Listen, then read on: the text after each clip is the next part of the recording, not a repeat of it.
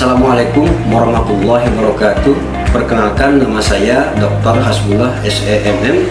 Saya adalah merupakan dosen sekaligus sebagai ketua program studi S1 Manajemen Fakultas Bisnis Universitas Mitra Indonesia. Bidang keahlian saya adalah ilmu ekonomi. Dalam menjalankan tridharma perguruan tinggi, saya berkomitmen untuk memberikan kontribusi yang nyata bagi perkembangan ilmu pengetahuan, dunia usaha, industri dan masyarakat secara umum. Dalam bidang pendidikan dan pengajaran, saya menerapkan pendekatan student center learning melalui ceramah interaktif, studi kasus, serta diskusi kelompok. Pendekatan ini bertujuan untuk membentuk kemampuan mahasiswa bagaimana berpikir kritis, analitis, komunikatif, dan pemecahan suatu masalah. Saya juga memanfaatkan teknologi pembelajaran seperti Learning Management System atau LMS dan berbagai platform digital untuk mendukung proses pembelajaran yang fleksibel dan kolaboratif, serta mengintegrasikan hasil penelitian dan isu-isu terkini yang terkait dalam materi perkuliahan. Dalam penelitian, saya juga aktif menghasilkan publikasi ilmiah serta karya inovatif yang telah mendapatkan hak kekayaan intelektual atau HKI, seperti yang pertama, buku yang berjudul Faktor-faktor Penggerak Pertumbuhan Ekonomi dan Pembangunan Berkelanjutan. Nah, kemudian yang kedua, jurnal luaran penelitian Hibah Bima Kemendikbudristek 2025 dengan judul Sistem Prediksi Sosial Ekonomi berbasis data geografis dan kecerdasan buatan untuk analisis kelayakan investasi daerah. Nah, kemudian dalam bidang pengabdian ke masyarakat, saya juga berekspansi pada pemberdayaan UMKM, peningkatan kapasitas sumber daya manusia, serta penguatan dana saing organisasi melalui pelatihan, bidang pendampingan dan konsultasi. Nah, kegiatan ini bertujuan untuk mendorong peningkatan kesejahteraan masyarakat secara berkelanjutan. Selain itu juga saya aktif dalam berorganisasi profesi, yaitu seperti Ikatan Sarjana Ekonomi Indonesia sebagai pengurus. Di bagian ini adalah tujuannya untuk meningkatkan kualitas pendidikan dan memperluas pengalaman kerja serta jejaring. Nah, pada kesempatan kali ini juga mata kuliah yang saya ampu adalah mata kuliah Perekonomian Indonesia yang mempunyai bobot 2 SKS. Jadi mata kuliah perekonomian ini adalah mata kuliah yang wajib yang dapat diambil pada semester 3 atau semester ganjil. Mempunyai mahasiswa harus memenuhi persyaratan, yaitu setelah lulus pada mata kuliah yang diantaranya pengantar ilmu ekonomi dan pengantar bisnis. Deskripsi dari mata kuliah ini adalah mata kuliah ini membahas tentang perubahan kondisi perekonomian Indonesia dari waktu ke waktu yang dipengaruhi permasalahan kelembagaan dan politik terkait perumusan kebijakan pembangunan ekonomi.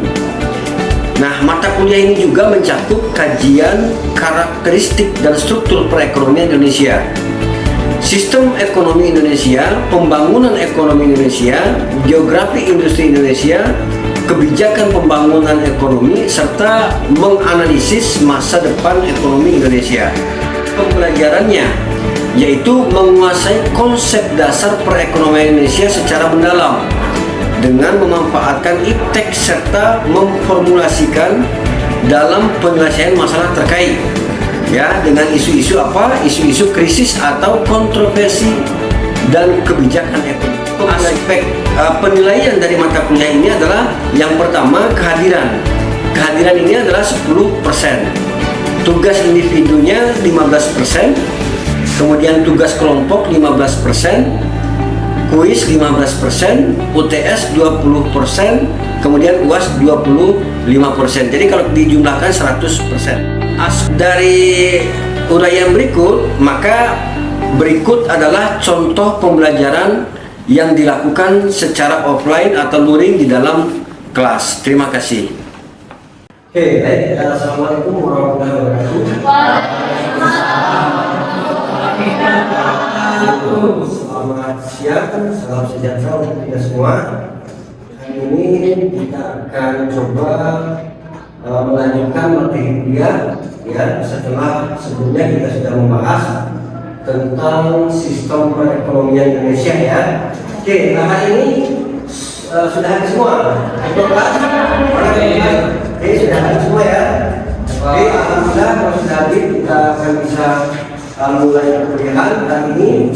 Baik, sebelum kita mulai perkuliahan, kita berdoa dulu menurut agama dan kepercayaan masing-masing.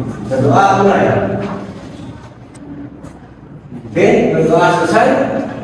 Terima kasih hari ini sudah pada hadir dalam kelanjutan perkuliahan kita di perekonomian Indonesia. Yang sebelumnya kita sudah membahas tentang sistem perekonomian di Indonesia adalah sistem kekeluargaan, ya, kebersamaan, gotong royong. Hari ini kita akan coba membahas tentang kebijakan perekonomian di Indonesia, ya.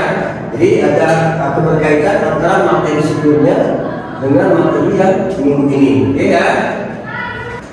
Nah, yang melatar belakang dari kebijakan perekonomian ini seperti yang telah kita ketahui bersama bahwa jadi kebijakan ekonomi suatu negara ya itu tidak akan bisa terlepas dari keterlibatan ya pemerintah ya, ini sudah pasti ya. Jadi kebijakan ekonomi itu sudah pasti ada peran dari pemerintah.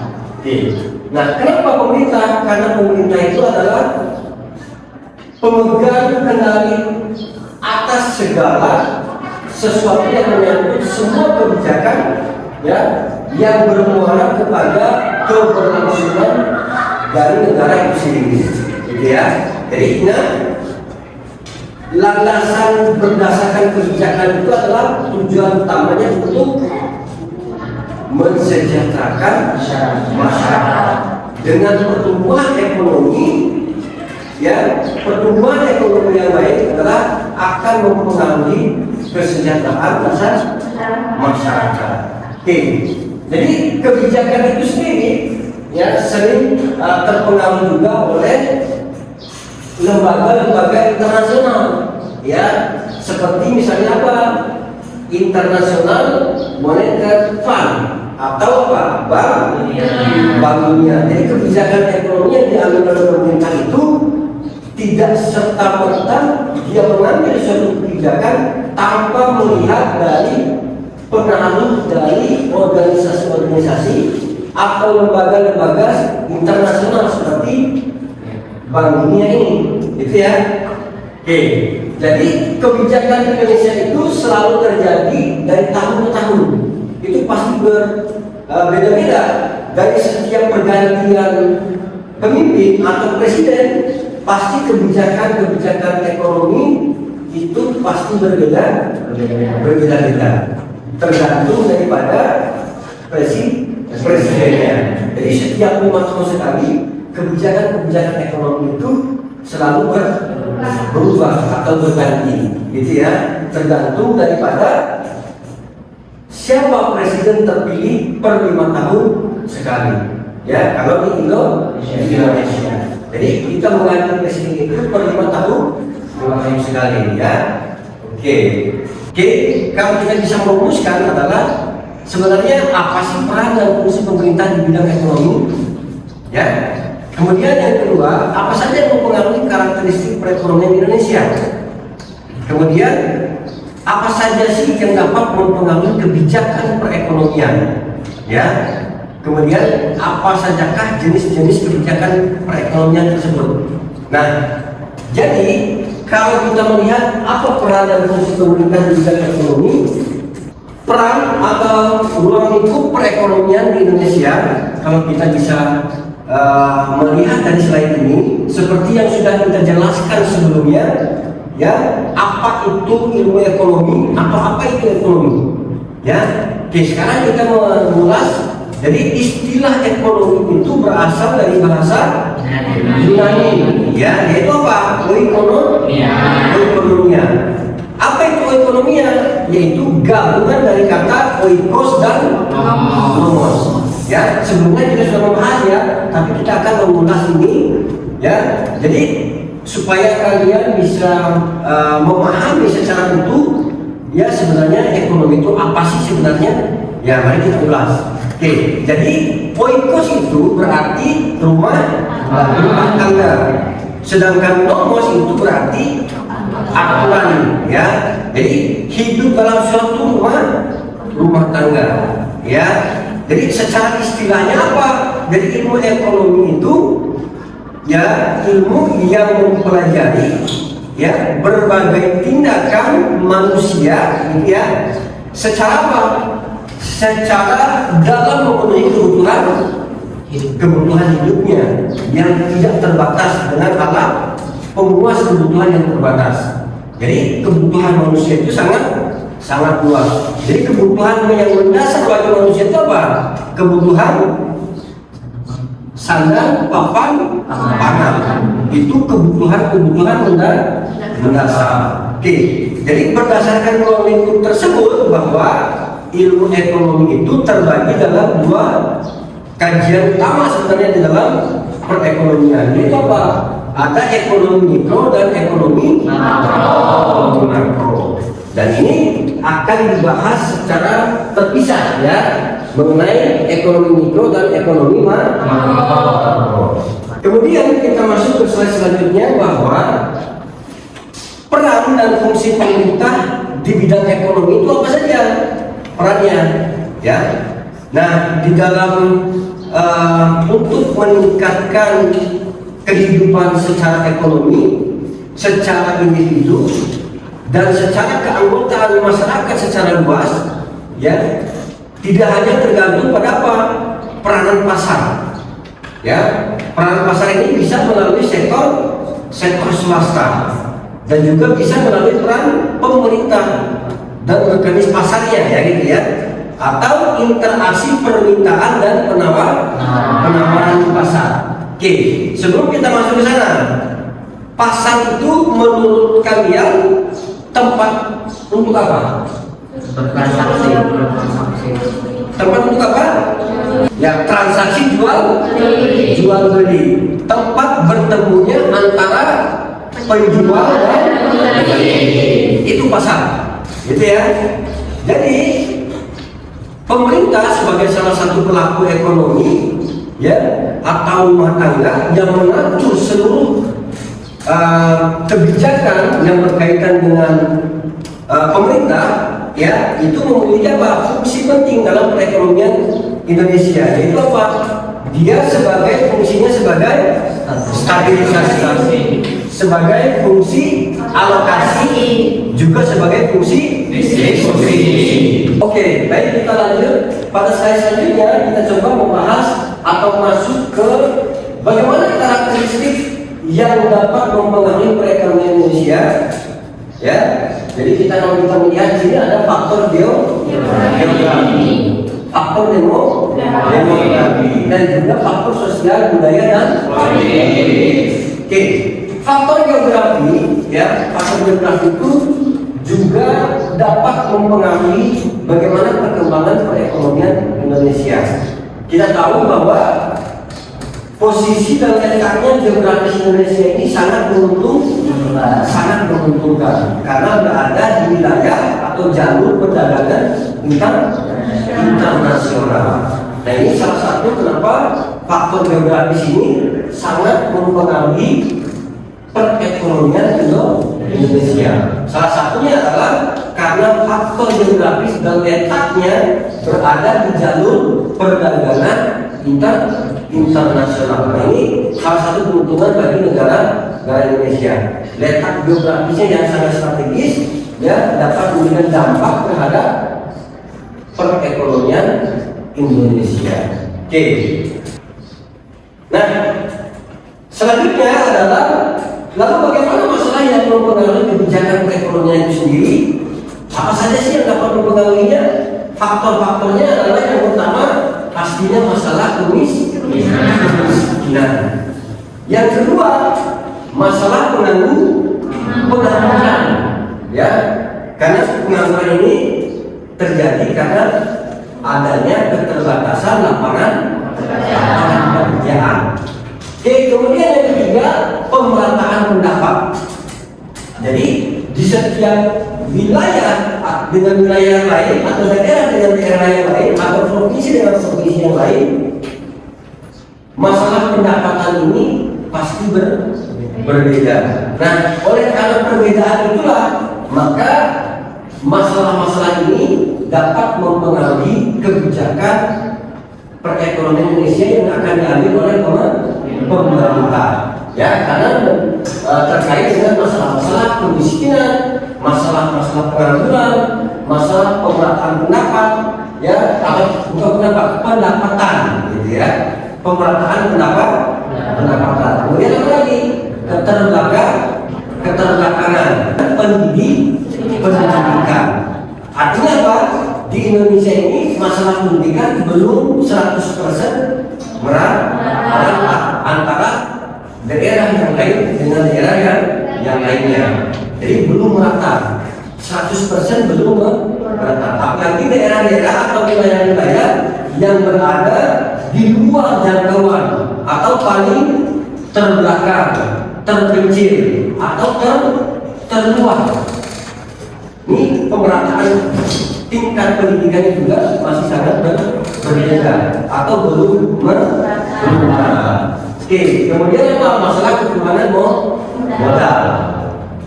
Kemudian apa lagi? Inflasi. Ya, kemudian yang terakhir adalah ketergantungan terhadap impor dan utang luar negeri. Oke, kita tahu bahwa ekspor dan impor juga sangat mempengaruhi bagaimana pertumbuhan perekonomian suatu negara ini ya, terutama negara kita adalah negara Indonesia yang juga melakukan ekspor dan impor. Yang menjadi masalah, kita melakukan ekspor itu adalah bahan mentah, belum bahan atau barang yang sudah jadi. Sehingga dari ekspor bahan mentah ini pemerintah belum mendapatkan nilai tambah dari kegiatan ekspornya. Tetapi kalau pemerintah mau mendapatkan nilai tambah dari ekspor, maka pemerintah harusnya melakukan ekspor atau kebijakan ekspor dengan produk yang sudah jadi, sehingga dari situ akan mendapatkan nilai tambah. Pertanyaannya, kenapa bisa demikian, Pak? Karena apa? Karena contoh misalnya kita mengekspor kopi, khususnya di Provinsi Lampung, ekspor kopi bahan mentah. Kita melakukan ekspor kopi tersebut. Setelah dilakukan ekspor, maka kita melakukan apa lagi? Impor. Yang kita impor apa? Kopi yang sudah jadi dengan biaya atau harga yang tinggi dibandingkan pada saat kita melakukan ekspor bahan mentahnya. Ekspor bahan mentahnya murah, begitu kita melakukan impor lagi, padahal kopinya dari kita, maka lakukan ekspor produk atau bahan sehingga di situ akan mendapatkan nilai tambah. Oke ya. Baik, selanjutnya. Nah, terus kebijakan bidang ekonomi itu apa saja? Nah, ini kita bisa melihat bahwa ada kebijakan secara fiskal, ada juga kebijakan moneter, gitu ya. Nah, di dalam kebijakan moneter di sini karena ada operasi pasar terbuka atau open market operation, ya. Kemudian yang kedua ada fasilitas diskonto atau discount rate, ya, discount rate. Kemudian yang ketiga ada rasio cadangan wajib atau recruitment ratio. Ya. Nah, kemudian yang selanjutnya ada kebijakan perdagangan luar negeri. Ya. Jadi kebijakan perdagangan luar negeri ini adalah kebijakan pengembangan atau tadi ekspor, ya, kita melakukan promosi ekspor. Itu kebijakan perdagangan luar negeri. Jadi bagaimana kita mau mempromosikan, ya, bahwa Indonesia akan melakukan ekspor, ya, produk-produk di dalam negeri, ya. Salah satu contohnya adalah tadi kopi kalau di provinsi Lampung. Yang kedua, kebijakan produksi atau kebijakan impor. Jadi ekspor dan impor ini adalah salah satu kebijakan yang diambil pemerintah yang tidak bisa dipisahkan antara satu dengan yang lainnya. Oke, yang kita lakukan impor banyak, ya, impor daging sapi, impor beras, dan lain sebagainya, banyak sekali. Nah, tetapi nanti untuk melakukan impor ini ada pembatasan impor. Kenapa dilakukan pembatasan impor? Untuk mempertahankan produk di dalam negeri. Kalau barang impor terlalu banyak yang masuk, maka nilai harga, ya, dari produk asli Indonesia itu akan tidak dapat bersaing. Biasanya produk-produk impor itu biasanya lebih murah dibandingkan produk lokal atau produk di dalam negeri. Dengan biaya hidupnya masyarakat, khususnya mungkin di Sumatera, lebih khusus lagi di Provinsi Lampung, gaya hidupnya adalah konsumtif, ya, konsumtif. Jadi semua produk-produk itu pasti akan dilakukan jual beli. Tempat menjualnya di Indonesia, tempat masukin barangnya dari negara lain. Jadi Indonesia ini adalah salah satu negara yang masyarakatnya itu adalah konsumtif, senang membeli suatu produk. Ada handphone baru, tipe baru, dibeli. Ada sepatu model baru, ada tas model baru, dibeli.